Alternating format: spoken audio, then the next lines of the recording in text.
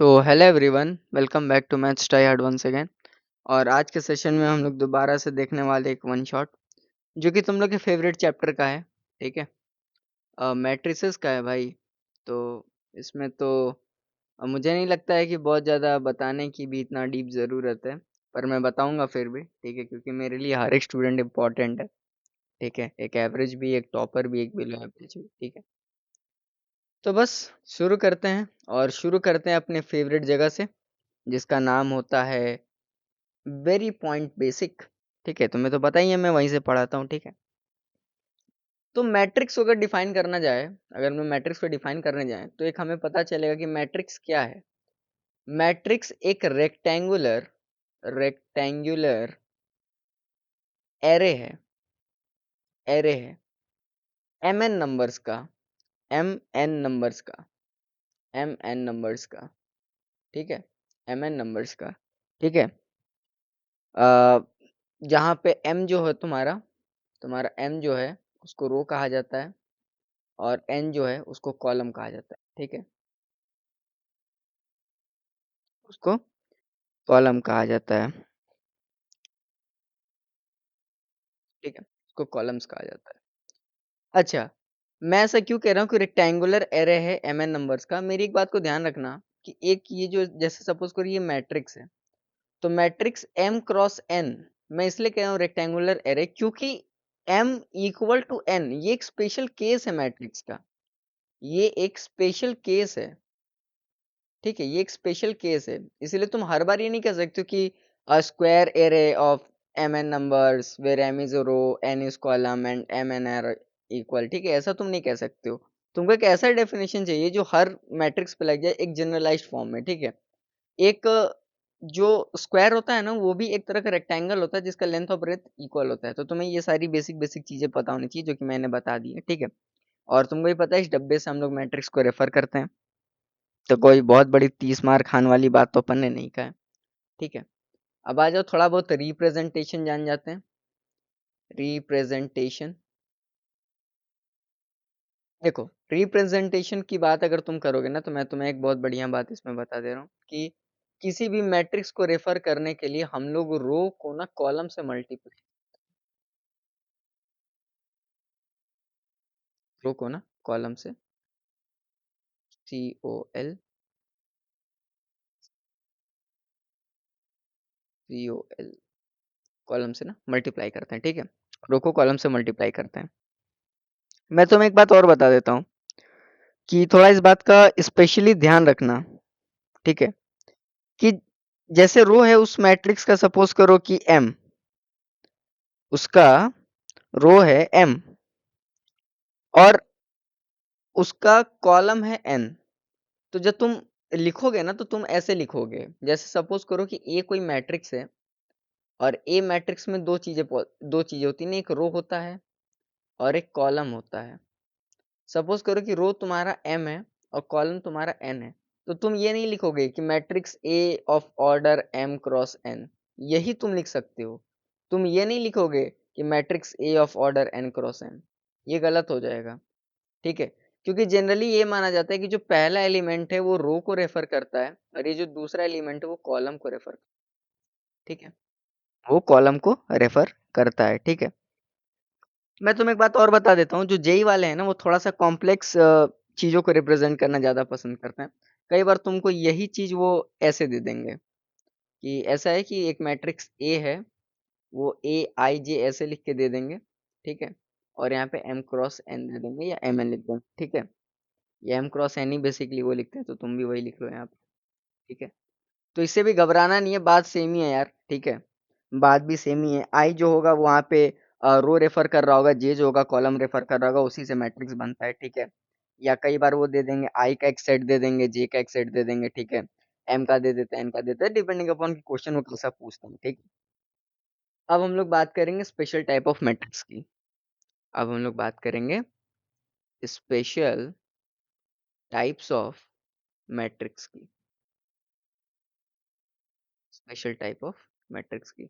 अब मैं बहुत ज़्यादा इसमें डिटेल में नहीं जाऊंगा, क्योंकि ये तुम लोगों को यार पता ही रहता है। ठीक है, मैं ट्राई करूंगा कि इसको जितना फास्ट में कवर अप कर सकूं। ठीक है, तो वो तुम्हारा थोड़ा-सा ज़्यादा बढ़िया रहेगा।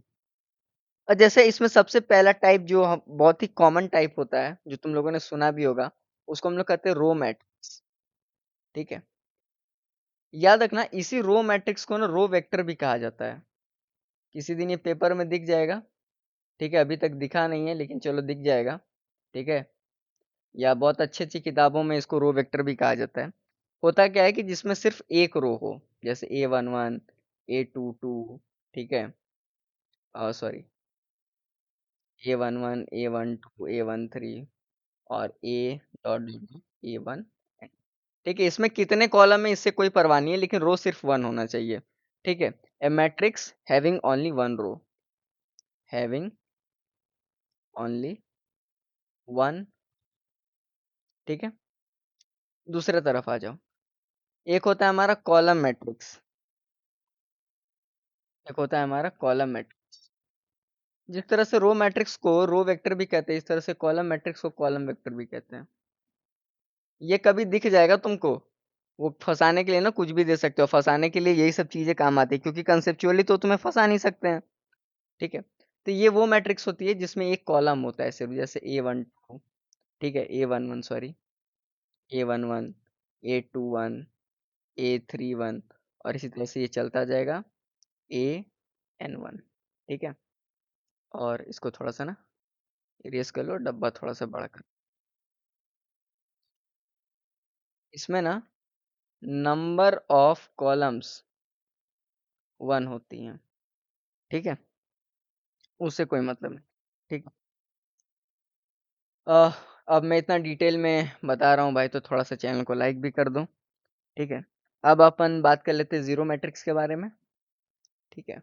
जीरो मैट्रिक्स, इसका तुमने दूसरा नाम सुना होगा ना, नल मैट्रिक्स, ठीक है? जीरो मैट्रिक्स या नल मैट्रिक्स, इसके बारे में तो तुमने बहुत सुना होगा। ध्यान रखना इसको ऐसे रेफर करते हैं, ये जीरो नहीं लिखा है मैंने, ये मैंने वो ओ टाइप में कुछ लिखा है, ठीक है? जिसका मतलब नल मैट्रिक्स होता है, इसे कई बच्चे जीरो समझ लेते हैं, ठीक है? ये वो मैट्रिक्स होता है जिसमें all entries equal to zero होती हैं, all entry of a matrix of a matrix equal to zero, ठीक है? वो वाला एक्चुअल जीरो जो मैंने लिखा है, ठीक है? इसमें हर एंट्री जीरो होती है।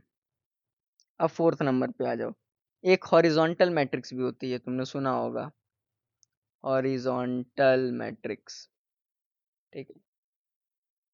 अरे अभी चिंता मत करो, मैं तुम्हें बहुत अच्छी अच्छी चीज सिखाऊंगा। हॉरिजॉन्टल मैट्रिक्स, एक बात याद रखना कि हॉरिजॉन्टल मैट्रिक्स है, जैसे मान लो एक कोई मैट्रिक्स है जिसका ऑर्डर है m क्रॉस n, लेकिन इसी m क्रॉस n में if n is greater than m, ये कंडीशन आ जाती है तो ये हॉरिजॉन्टल मैट्रिक्स बन जाता है, ठीक है? ये हॉरिजॉन्टल मैट्रिक्स बन जाता है, बात को समझे? अब तुम आ जाओ वर्टिकल मैट्रिक्स पे, वर्टिकल मैट्रिक्स पे आ जाओ,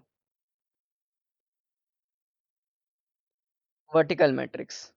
अब मैं तुम्हें एक बात बताता हूँ, वर्टिकल मैट्रिक्स में जैसे इसी इसी एग्जांपल कंसिडर करो कि एक मैट्रिक्स है m क्रॉस n, इसी में जब तुम्हारा m जो होगा ना वो ग्रेटर देन n हो जाएगा ना, तो तुम्हारा वर्टिकल मैट्रिक्स हो जाएगा। थोड़ा सोच के इसको देखना, इसको इमेजिन करके देखना, तुम्हें खुद पता चल जाएगा ऐसा मैं क्यों कह रहा हूँ, ठीक?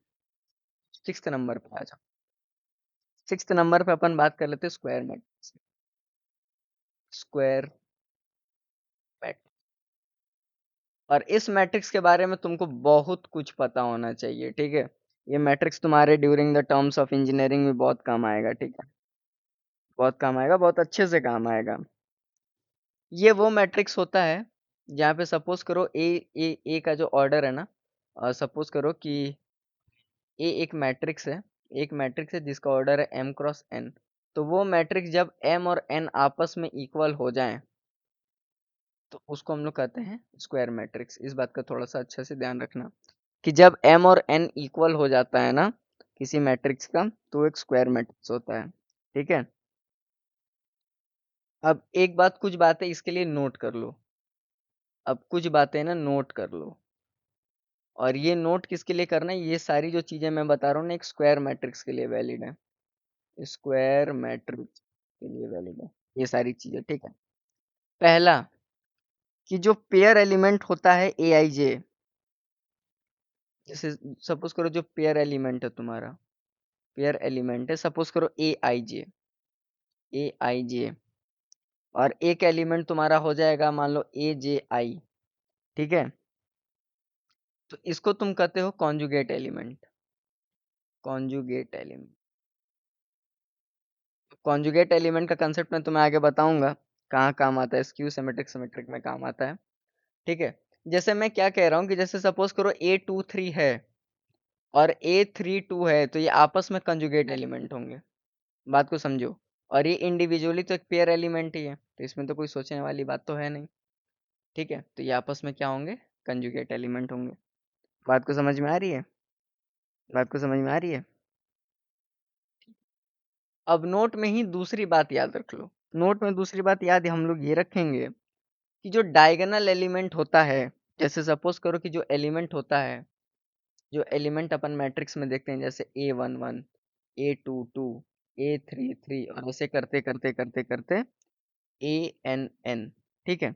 ये हमारा क्या होता है, जब भी तुम्हें एलिमेंट में रो और कॉलम के नंबर सेम दिखे, तुम तड़ से समझ जाना कि ये कुछ नहीं है, ये तो डायगोनल है, ये तो डायगोनल एलिमेंट है, ठीक है। डायगोनल एलिमेंट में रो और कॉलम के नंबर हमेशा इक्वल होते हैं, इस बात को हमेशा याद रखना, ठीक है। उसके बाद वो लाइन जिसके अलोंग ये डायगोनल होते हैं, the line along which diagonal element lies, diagonal element lies, उसको हम लोग प्रिंसिपल डायगोनल बोलते हैं, इतना तो पता ही होगा यार, उसको प्रिंसिपल डायगोनल बोलते हैं, ठीक है। उसको प्रिंसिपल डायगोनल बोलते हैं। देखो अब एक ट्रेस ऑफ मैट्रिक्स मैं तुम्हें बता देता हूँ, ट्रेस ऑफ मैट्रिक्स, ये बहुत जगह तुमको काम आएगा। पहली बात ये जान लो कि ट्रेस ऑफ मैट्रिक्स हमेशा किसी स्क्वायर मैट्रिक्स का होता है, ये स्क्वायर मैट्रिक्स के अलावा कि हर ये ट्रेस ट्रेस हमेशा निकाला जाता है स्क्वायर मैट्रिक्स का। इवन मैं तुम्हें कुछ बात बता दूं, मैट्रिक्स में मेजर ऑपरेशंस जो होते हैं वो सिर्फ स्क्वायर मैट्रिक्स के लिए ही वैलिड, ठीक है। आगे चल के मैं बताऊंगा। अब ट्रेस को कैसे निकालते हैं सर, ट्रेस को निकालना तो हम मुझे समझ में ही नहीं आता है। कुछ मत करो, सम कर दो ai, ठीक है।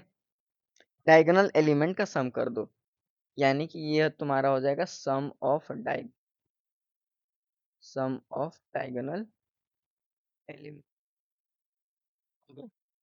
सम ऑफ डायगोनल एलिमेंट। तो ट्रेस ऑफ मैट्रिक्स क्या होता है, सम ऑफ डायगोनल एलिमेंट। जैसे कि मान लो कि ये मैट्रिक्स है तुम्हारा A11, ठीक है, A12, A13, और ये तुम्हारा A21, A22, A23, और ये तुम्हारा A31, A32, A33।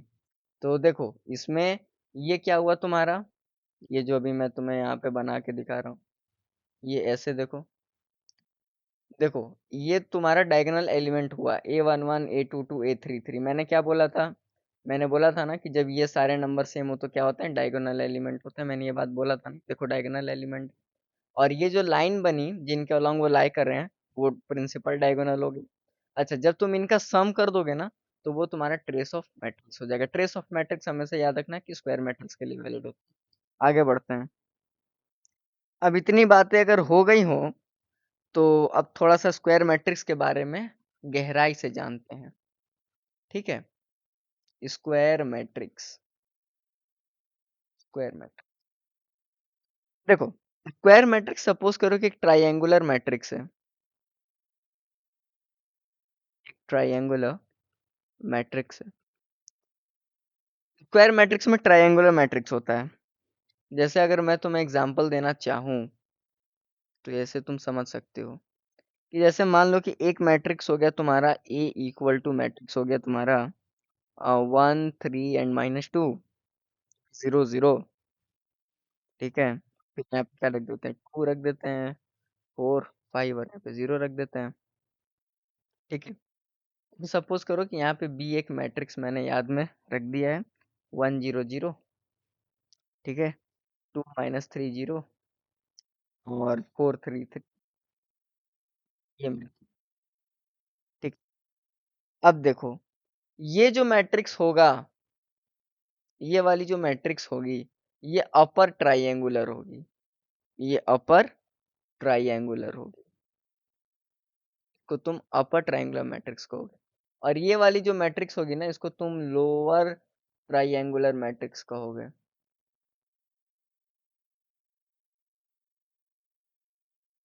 तो तुम लोअर ट्राइंगुलर मैट्रिक्स कहोगे। सर अपर ट्राइंगुलर और लोअर ट्राइंगुलर को पहचाने कैसे? तो मैंने ये कहा कि अपर ट्राइंगुलर में आई ग्रेटर देन जी होता है, इस बात को याद रखना। और ए आई जे जो होगा ना equal to zero, A I जे जो होगा इक्वल टू जीरो होगा। अपर ट्राइंगुलर का मतलब है कि डायगोनल के नीचे के सारे एलिमेंट जीरो हैं। तुम थोड़ा यहाँ पे ध्यान देना, मैं क्या बात कह रहा हूँ तुम्हें पता कैसे चलेगा, क्योंकि ये जो सारी बातें हैं ना, एक बात और रख लो आप, यहाँ पे ए आई जे भी जीरो के इक्वल होता है, लेकिन यहाँ पे for every I less than J, और यहाँ पे for every I greater than J. मुझे पता है तुम्हें समझ में नहीं आया, थोड़ा यहाँ पे ध्यान देना कि इस मैट्रिक्स का ये प्रिंसिपल डायगोनल हो गया, और इस पे ध्यान देना, इस प्रिंसिपल के डायगोनल के हर नीचे का एलिमेंट जीरो है। देखो इस डायगोनल के नीचे जितने भी एलिमेंट है, ये देख लो, ये देख लो, ये देख लो, सब जीरो है। यानी उसका जो नॉन जीरो एलिमेंट है वो अबव द डायगोनल लाई कर रहा है, इसीलिए उसको अपर ट्राइंगुलर कहा गया। इस पे ध्यान मत देना, ठीक है? ठीक है, इसको समझना हो तो समझ लो, बहुत ज्यादा काम तो ये नहीं करेगी, ये कुछ भी काम नहीं करेगी तुम्हारे, अगर तुमको बहुत ज्यादा मैथ में रिसर्च वगैरह नहीं कर, ठीक है?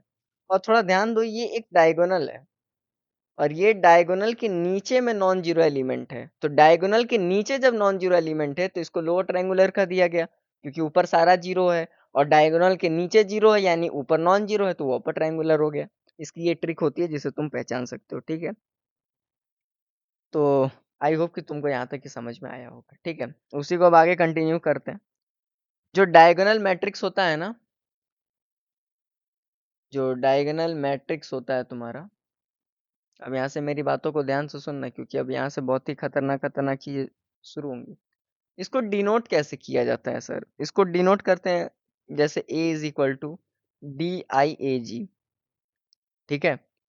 और A11 A22 ऐसा करते करते AN तक, ठीक है?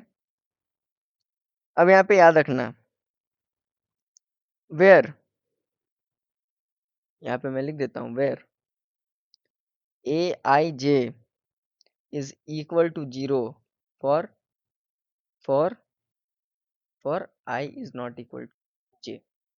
यहाँ पे AIJ हमेशा जीरो होता है जब जब I और J आपस में इक्वल नहीं होते। अब तुम बात को समझ जाओगे। मान लो कि इसी में एक केस अपन ने बना दिया, जिसको मैं यहाँ लिख रहा हूँ, वो केस मैं यहाँ लिख दे रहा हूँ, ठीक है?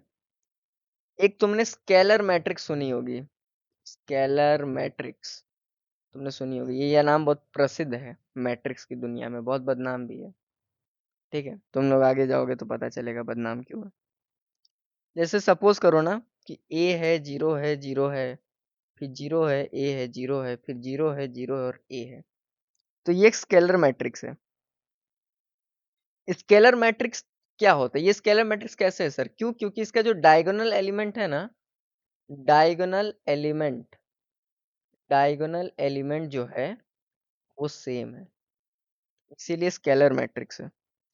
अब मेरी एक बात को याद रखना, अब मेरी बात को याद रखना, उसी का दूसरा केस मैं तुम्हें बता रहा हूँ। जब भी diagonal diagonal element, diagonal element का होता है जहाँ पे I इक्वल टू J होता है, जब भी डायगोनल एलिमेंट जो होता है वो 1 के इक्वल हो जाता है, और I is not equal to J जहाँ जहाँ होता है, वो वाला एलिमेंट जीरो होता है ना, तो वो एक आइडेंटिटी मैट्रिक्स कहलाता है, आइडेंटिटी मैट्रिक्स कहलाता है। तुम लोग अभी समझ जाओगे मैं क्या कहने की कोशिश कर रहा हूँ। ये जो मैंने इतना रामायण लिखा है ना, तुम लोग समझ जाओगे मैं क्या कह रहा हूँ, कि 1 0 0 0 1 0 0 0 1। मैंने ये बोला कि जहां जहां पे I और J की वैल्यू इक्वल होगी और वो वाली एंट्री 1 होगी, और जहां जहां I और J की वैल्यू इक्वल नहीं होगी वहां वहां की एंट्री अगर जीरो होगी, ये दोनों कंडीशन अगर किसी एक मैट्रिक्स में लग गया तो वो मैट्रिक्स आइडेंटिटी मैट्रिक्स होती है। ये एक एग्जांपल है उसका। कैसे? देखो, अगर तुम इसको कहोगे तो इसको तुम क्या कह सकते हो कि सर ये कुछ नहीं है, ये तो A11 है। अगर मान लो कि अगर ये मैट्रिक्स A है तो क्या बोलोगे, सर ये तो A22 है, सर ये तो A33 है। ठीक है, अब देखो इसमें भी आई जे इक्वल है, इसमें भी आई जे इक्वल है, इसमें भी आई जे इक्वल है। जब आई और जे इक्वल था तो क्या कंडीशन था कि वो एंट्री वन होनी चाहिए, वो सारी एंट्रीज वन है। इन सारे कंडीशंस में अब तुम देखोगे, ये सारे कंडीशंस में अब तुम देखोगे, यहाँ देख लो, यहाँ देख लो, यहाँ देख लो, यहाँ देख लो, इन सारे कंडीशंस में आई नॉट इक्वल टू जे है और एंट्री भी जीरो होती है, ये पूरी मैट्रिक्स क्या हो गई, आइडेंटिटी मैट्रिक्स हो गई। अब बात को समझे, मैथमेटिकल टर्म्स में लिखा जाता है तो तुमको समझ में क्यों नहीं आता है। उसी तरह से जब इसमें आई और जे जब इक्वल होगा और वो किसी के इक्वल होगा, ये एलिमेंट है, ये एंट्री है, ये एंट्री है, ठीक है, और ये क्या है, ये कंडीशन है, ठीक है। और जब भी जहां जहां पे आई नॉट इक्वल टू जे होगा और इस वाले कंडीशन में हमेशा एंट्री एंट्री जो होगा वो अगर जीरो होगा तो वो स्केलर हो जाता है, वो स्केलर मैट्रिक्स होता है। उसी तरह से इधर को समझो, डायगोनल मैट्रिक्स को ऐसे रिप्रेजेंट करते हैं क्योंकि डायगोनल तो यही एलिमेंट होते हैं। वही सारी चीजें मैंने इस भाषा में लिखी थी, अब तुम इसको समझ जाओगे। अब तुम इसको समझ जाओगे कि मैंने इधर क्या भाजी पूड़ी ऐसा लिखा था कि तुमको समझ में नहीं आ रहा। बात को समझे, बात को समझे कि ए आई जे जो होगा वो जीरो के इक्वल होगा। कब, कब होगा ऐसा, जब आई जे के इक्वल नहीं होगा, यानी कि जहां जहां पे रो और कॉलम का नंबर इक्वल नहीं होगा वहां वहां की उसकी एंट्रीज जीरो हो जाएंगी। यही मैंने लिखा था। और उसी के दो केस है जिसमें एक केस स्केलर मैट्रिक्स बनता है और एक केस डायगोनल मैट्रिक्स बनता है। थोड़ा बात को समझे, ठीक है। अब मैं तुम्हें कुछ यहाँ पे नोट करा देने वाली बात बता देता हूँ जो तुमको नोट कर लेनी चाहिए और ये एग्जाम में किसी भी वक्त काम आ सकता है। आई मीन टू से ये किसी भी वक्त काम आ सकता है कि अगर पहला सवाल ये तुमसे पूछ दे कि minimum number of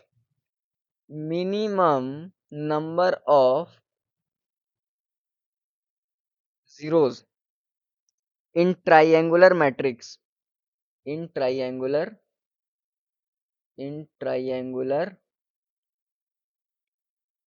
matrix of order n। अगर बोल दे कि कोई ट्राइंगुलर मैट्रिक्स है जिसका n ऑर्डर है तो उसमें कितना मिनिमम नंबर ऑफ जीरो होगा, तो वो इसको तुम क्या लिखोगे, उसको तुम लिखोगे n इंटू में n-1/। दूसरी चीज कि अगर मिनिमम नंबर ऑफ जीरो पूछ दे डायगोनल मैट्रिक्स में, ठीक है, मिनिमम ऐसे लिख देता हूँ, minimum number of zeros in diagonal matrix, in diagonal matrix of order n, उसको क्या लिखोगे, उसको n इंटू में n-1 लिख दोगे। ठीक है, ये सब फॉर्मूला है, ठीक है। तीसरी चीज याद रखना कि एक नल स्क्वायर मैट्रिक्स, एक नल स्क्वायर मैट्रिक्स हमेशा डायगोनल मैट्रिक्स होता है, हमेशा डायगोनल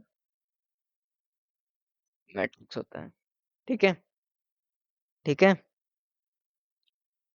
अब आ जाओ बात करते हैं इक्वालिटी ऑफ मैट्रिक्स की। अब बात करते हैं इक्वालिटी ऑफ मैट्रिक्स की, equality of matrix, equality of matrix की बात करते हैं। मान लो कि एक मैट्रिक्स तुम्हारा ए दिया हुआ है, सपोज करो ए आई जे, ठीक है, और बी एक मैट्रिक्स दिया हुआ है तुम्हारा बी आई जे, ठीक है। तो ये इक्वल कब होंगे, ये इक्वल दो कंडीशन में होंगे। पहला कि इन दोनों का सेम ऑर्डर होना चाहिए, और दूसरा कि A I J equal to B I J होना चाहिए for each pair of I J, for each pair of I J. इसका मैं मतलब समझा देता हूँ तुम, ठीक है, इसका मैं मतलब समझा देता हूँ। जैसे मान लो कि ए कोई मैट्रिक्स है m क्रॉस n और बी भी कोई मैट्रिक्स है m क्रॉस n, तो ये पहला कंडीशन सेटिस्फाई कर गया। इसमें दो कंडीशन थी ना, तो पहला कंडीशन सेटिस्फाई कर गया कि ऑर्डर सेम है। लेकिन मान लो कि A12 का एंट्री है K और B12 का एंट्री है K, तो ये दोनों कंडीशन सेटिस्फाई कर गया, इस केस में ये इक्वल है। लेकिन ये भी तो हो सकता है कि A12 K है और B12 जो है वो J है, तो इस केस में कंडीशन सेटिस्फाई नहीं किया तो नॉट ई, समझे? यानी कि करस्पॉन्डिंग एंट्री भी इक्वल होनी चाहिए। ठीक है, अगर पहला एलिमेंट के है तो उसमें भी पहला के होना चाहिए, उसमें इसमें दूसरा अगर जेड है तो उसमें भी दूसरा जेड होना चाहिए, सो एंड सो फोर्थ। ठीक है, अब एलजेब्रा की बात कर लेते हैं। एलजेब्रा ऑफ मैट्रिक्स, आ जाओ। तो एलजेब्रा ऑफ मैट्रिक्स की बात कर लेते हैं अपन, आ जाओ।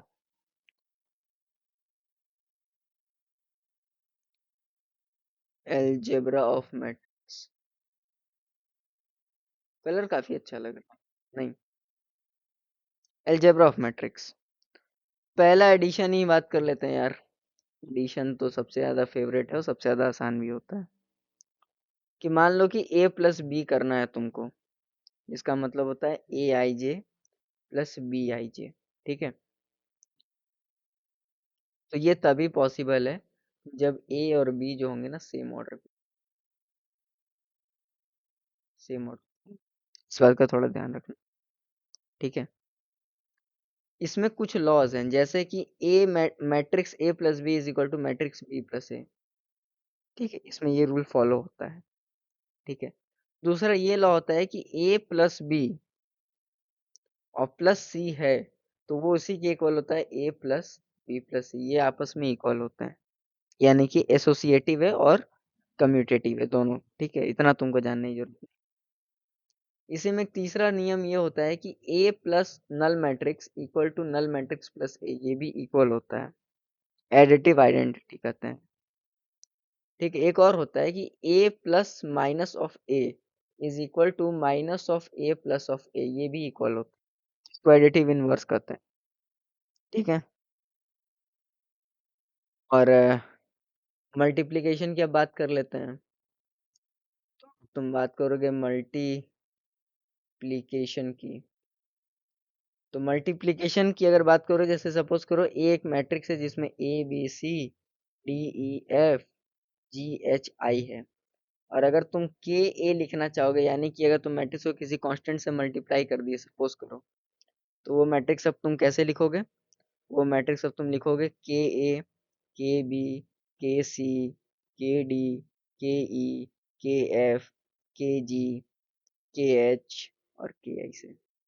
कोई दिक्कत इसमें नहीं होगा, मतलब तुम सेम नंबर से मल्टीप्लाई कर दोगे। ठीक है, और इसमें एक दूसरी टेक्निक होती है रो एंड कॉलम।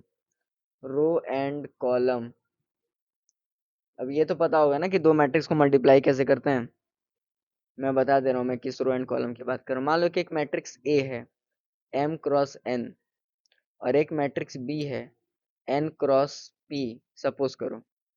तो अगर इन दोनों मैट्रिक्स का मल्टीप्लाई करना है तो इसके लिए रो एंड कॉलम मेथड होता है। रो एंड कॉलम मेथड, वही वाला मेथड की बात कर रहा हूँ, ऐसे जो तुम लोग मल्टीप्लाई। ठीक है, अब वो मत बोलना कि सर वो भी बता दीजिए। ठीक है, वो बताने बैठा ना तो वीडियो फालतू का लंबा हो जाएगा। इसकी एक मैं नेसेसरी कंडीशन तुम्हें बता देता हूँ, इसकी एक मैं तुम्हें नेसेसरी कंडीशन बता देता हूँ।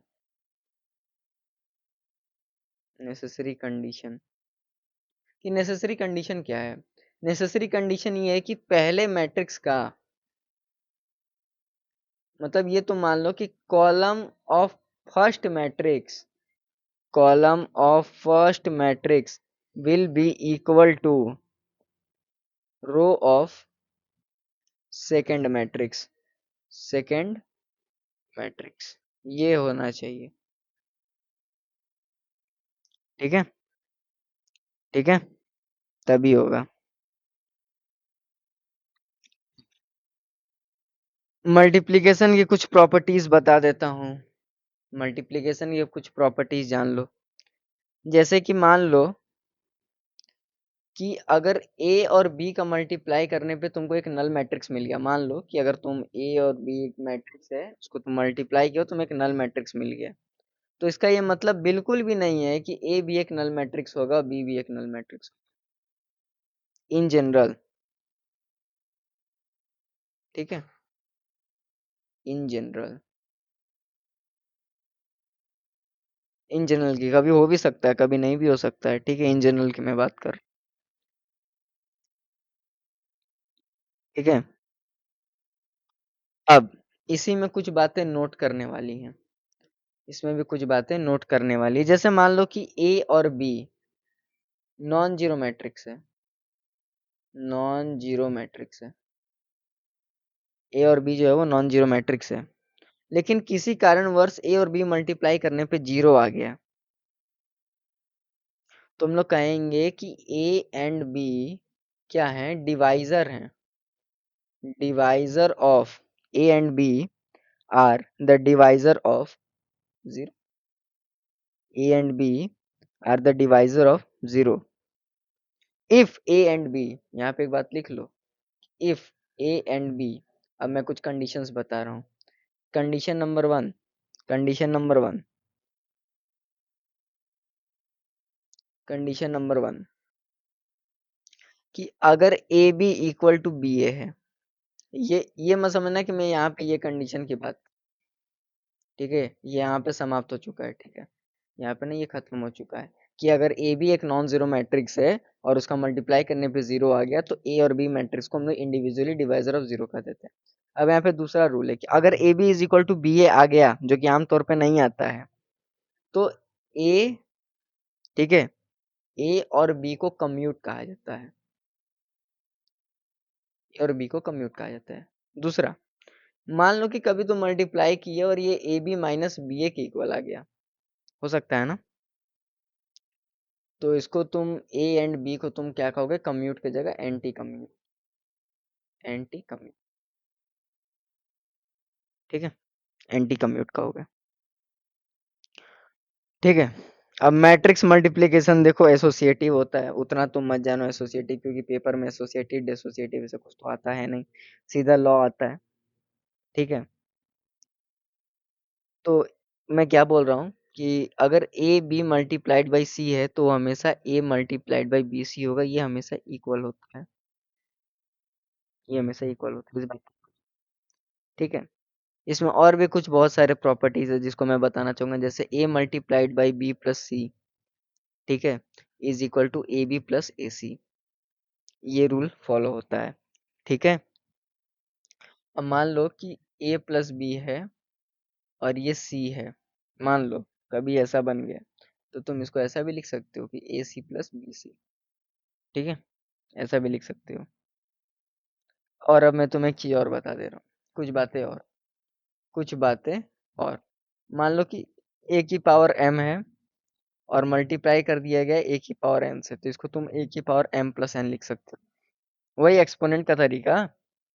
और ए की पावर एम है और इसका भी पावर एन कर दिया गया, तो इसको भी तुम ए की पावर एन की पावर एम के इक्वल लिख सकते हो, और इसको भी तुम A to the power M N लिख सकते हो, ठीक है। ये सारे लॉज हैं मल्टीप्लीकेशन। और एक आइडेंटिटी मैट्रिक्स को आई से रेफर करते हैं, तो उसको कुछ भी कर लो वो आई ही रहता है, ठीक है, वो आई ही रहता है। ध्यान रखना यहाँ पे कि एम और एन जो होगा ना वो नेचुरल, इन सारे, ठीक है, इन सारे कंडीशंस में। अब आ जाओ अपन बताते हैं, कैली हैमिल्टन डिस्कस अभी कर लें, पहले ऑर्थोगोनल वगैरह कर लेते, सिमेट्रिक स्क्यू सिमेट्रिक एडजॉइंट वगैरह। कैली हैमिल्टन, चलो ट्रांसपोज कर लेते हैं सबसे, transpose, transpose of a matrix, transpose of a matrix. अब मैं तुम्हें एक बात बता दूं, देखो ट्रांसपोज क्या होता है ना, कि ए कोई एक एनी मैट्रिक्स है, सपोज करो ए कोई एक मैट्रिक्स है जिसका ऑर्डर है एम क्रॉस एन, बात को समझना, ठीक है। तो अगर ए का ट्रांसपोज ऐसे रेफर करते हैं या कई जगह ऐसे भी रेफर करते हैं, ठीक है, ठीक है। तो इसमें हम लोग करते क्या है ना, कि इसमें हम लोग बेसिकली इंटरचेंज कर देते हैं, इंटरचेंज रो एंड कॉलम, ठीक है, कोई जनरली पूछ सकता है कि अगर A matrix M cross N order का है तो ए डैश या ए ट्रांसपोज किसके इक्वल होगा, तो वो एन क्रॉस एम के इक्वल होगा। ठीक है, यही होता है। इसके भी वही तरह के कुछ प्रॉपर्टीज हैं जिसको मैं अगर तुम्हें बताना चाहूँ तो, मान लो कि दो मैट्रिक्स है ए और बी, और उसका ट्रांसपोज है ए ट्रांसपोज और बी ट्रांसपोज, मान लो। ठीक है, कभी ऐसा हुआ कि ए प्लस बी का होल ट्रांसपोज आ गया, तो इसको तुम अलग अलग तोड़ सकते हो, ए ट्रांसपोज प्लस ट्रांसपोज। ठीक है, अगर हो सकता है कि ए बी ट्रांसपोज आ जाए तो उसको तुम लिख सकते हो B transpose into A transpose. ठीक है, ये हो सकता है कि ए ट्रांसपोज का ट्रांसपोज ले ले तो मैट्रिक्स ए है, क्योंकि देखो अगर ए मैट्रिक्स का तुम पहले ट्रांसपोज लिए तो रो कॉलम इंटरचेंज कर दिए, और दोबारा ट्रांसपोज लिए तो दोबारा रो कॉलम इंटरचेंज कर लिए, एक बार चेंज किए तो एम क्रॉस एन का एन क्रॉस एम बना, पर फिर उसको इंटरचेंज कर दिया तो एम क्रॉस एम एन ही तो बन गया। तो बात सेम है, तो थोड़ा ऐसा लॉजिकल सोच लिया। अगर के ए का ट्रांसपोज तुम लोगे तो फिर उसी तरह से के ट्रांसपोज ले लो, कोई दिक्कत वाली बात नहीं है। ठीक है, और एक सबसे बढ़िया प्रॉपर्टी बता रहा हूँ, मान लो कि ए वन से लेते लेते बहुत सारा मैट्रिक्स मल्टीप्लाइड है और इन सबका ट्रांसपोज लिया गया है, तो किसके इक्वल होता है, ए मतलब पीछे से खोलोगे तो ए वन तक। ठीक है, मतलब ए वन से लेके ए एन तक का ट्रांसपोज लिया गया है, तो आंसर में क्या आएगा, A N transpose multiply by A N minus one N minus two करते वन तक जाएंगे। ठीक है, तो इसको रिवर्सल लॉ भी कहते हैं, नाम याद करो, रिवर्सल लॉ। ठीक है, इसको रिवर्सल लॉ भी कहते हैं। ऑर्थोगोनल मैट्रिक्स आ गई, ऑर्थोगोनल मैट्रिक्स हम सबको पता है, बड़ा आसान मैट्रिक्स होता है सर। मैं बता रहा हूँ, अभी मैं तुम्हें सब बता के जाऊंगा, चिंता मत। ऑर्थोगोनल मैट्रिक्स क्या होता है, ऑर्थोगोनल मैट्रिक्स सबसे पहले एक स्क्वायर मैट्रिक्स ही होता है, ये याद रखना, एक स्क्वायर मैट्रिक्स ही होता है। ठीक है, जिसमें ए इंटू ए ट्रांसपोज हमेशा आइडेंटिटी मैट्रिक्स तो पता है ना तुमको। हम्म,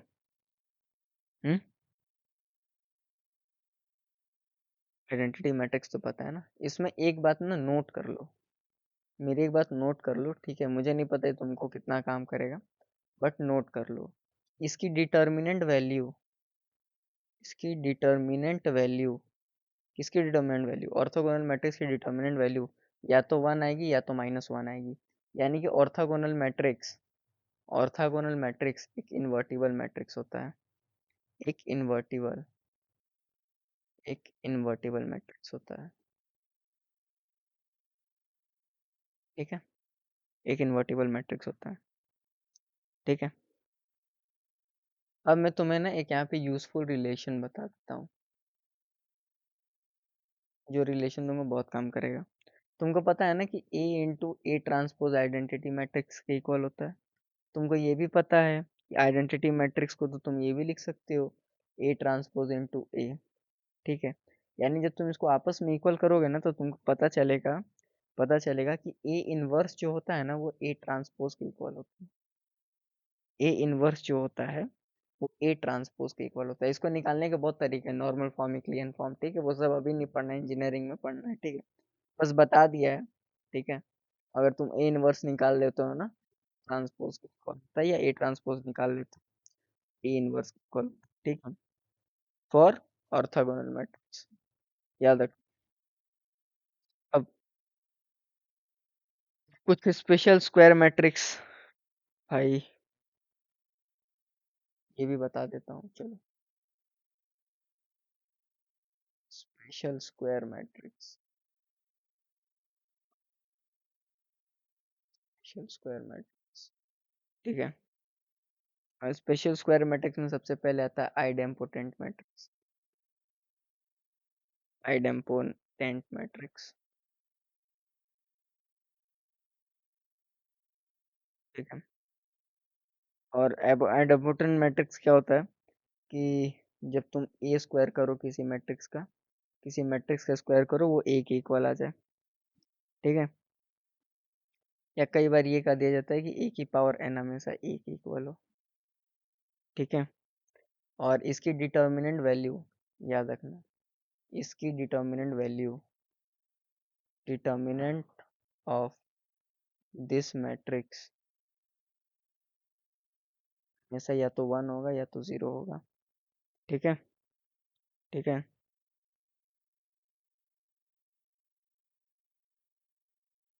अगर ये इन्वर्टिबल मैट्रिक्स है, याद रखना, इन्वर्टिबल, इन्वर्टिबल, इनवर्टिबल मैट्रिक्स है, इन्वर्टिबल मैट्रिक्स है, ठीक है, तो ये एक आइडेंटिटी मैट्रिक्स भी होगा। अगर एक इन्वर्टिबल मैट्रिक्स है तो ये एक आइडेंटिटी मैट्रिक्स होगा। वेल यार, I am not feeling well, ठीक है, मेरा थोड़ा सा हेल्थ इशू है, तो आज इसको यहीं रोकते हैं। मैं इस वीडियो का एकदम दूसरा पार्ट ज़रूर अपलोड करूँगा, क्योंकि इसमें अभी बहुत सारी चीज़ें मुझे बतानी बाकी है, ठीक है। और मैंने ट्राई किया है बहुत सारी चीज़ों को कवर अप करने का, थोड़ा सा बॉडी से मतलब रिलीफ नहीं मिल पा रहा है मेरे को उतना, ठीक है। तो अगर वीडियो पसंद आता है, चैनल को लाइक करना, शेयर करना, सब्सक्राइब करना, ठीक है। और मेरा टेलीग्राम चैनल भी है मैथ्स टाइयार्ड के नाम से, तो वहाँ पे जाना। तब तक के लिए keep learning and keep exploring. Bye.